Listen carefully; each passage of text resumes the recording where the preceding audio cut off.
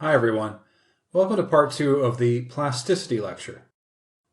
During part 1, I described some very small scale phenomena occurring at the atomic scale.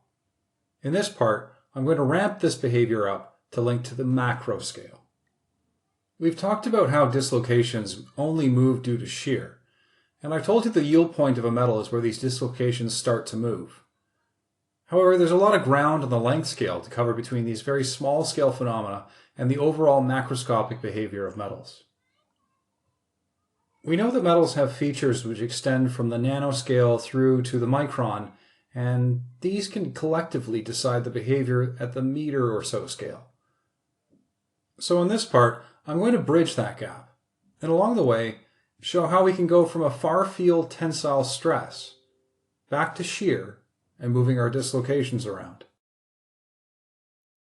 The movement of dislocations leads to slip in crystals, as shown here for a 2D depiction of simple cubic structure.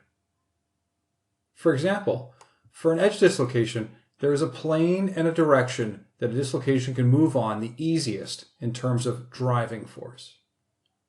Slip occurs on planes that have closest packing, in directions that are closest packed. This is because the atomic arrangement here reduces the overall driving force to move them. These concepts were covered in the interatomic bonding lecture. Depending on the crystal type, some will have more slip systems, that is, combinations of both planes and directions which slip is favorable. On the top right is a depiction of a close-packed plane and directions for the FCC crystal, and below this is the same for BCC.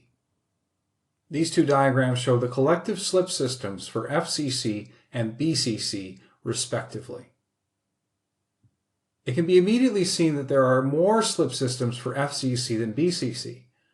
BCC only has 2 preferred slip directions, while FCC has 3.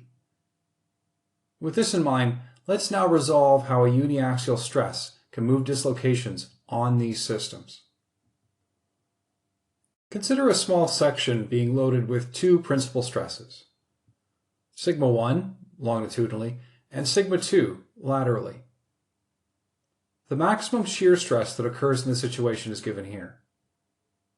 If these 2 principal stresses are equal, then the resultant on an arbitrary plane does not generate any shear.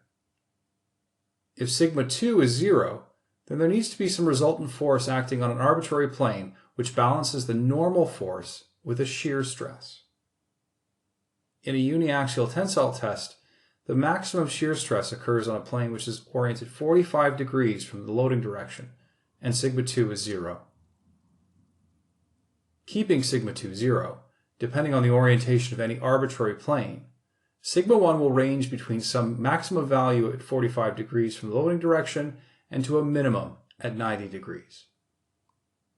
In order to achieve yielding, and therefore some movement of dislocations, some critical value of shear stress needs to occur on some planes. Let's now have a look at that.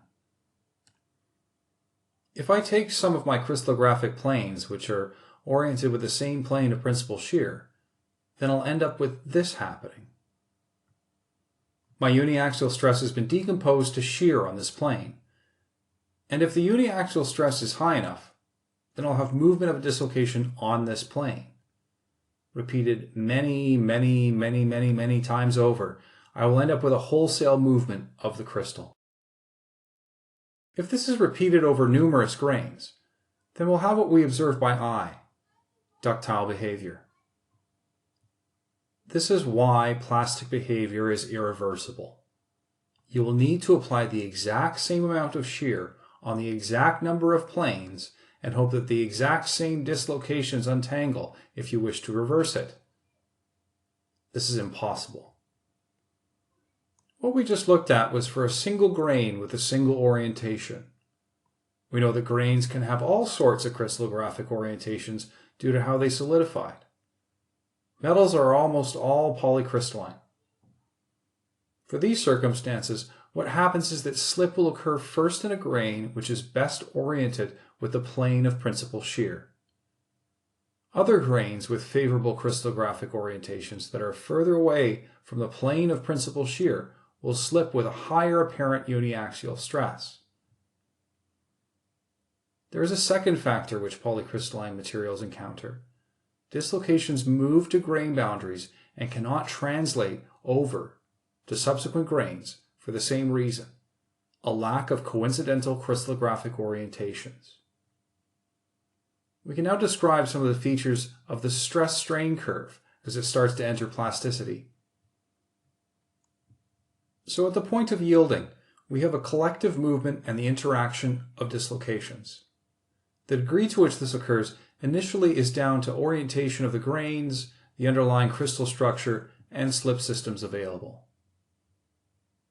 As the stress increases, more grains start to slip, and the dislocation density increases due to dislocation interaction and piling up of dislocations at grain boundaries.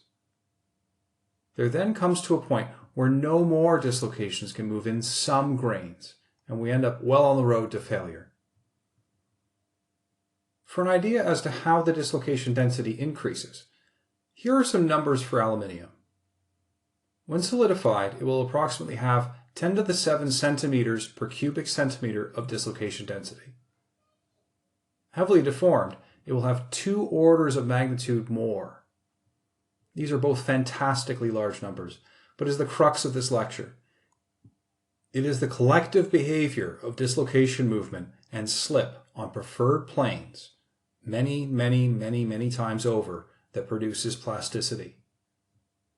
This plasticity is what we observe over distances measured by micron to millimeters and up.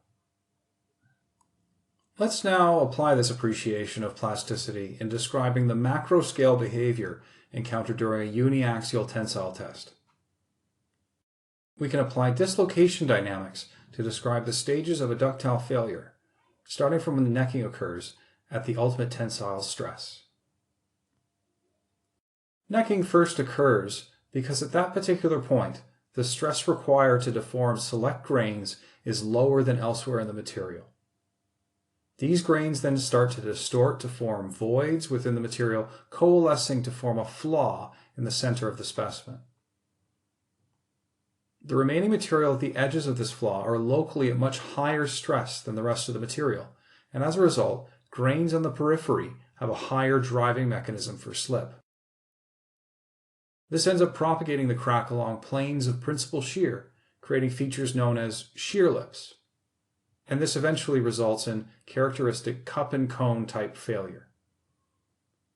This type of ductile fracture is less serious than brittle fracture in engineering applications, since fracture can be detected in advance due to observable plastic deformation. So, in this lecture, I've bridged the link between dislocation dynamics that occur at the atomic scale and how they collectively act to generate phenomena that's observed by the naked eye. Indeed, many features of fracture surfaces can be interpreted by applying an understanding of how dislocations move and interact. It was made clear that the plastic behavior of material is dependent on the ability for slip to occur, as assessed through crystallographic orientation and number of available systems relative to the applied stress. This in turn affects the overall dislocation density. In the next lecture, we'll discuss ways to disrupt or modify dislocation movement and interaction, strengthening mechanisms. Until next time.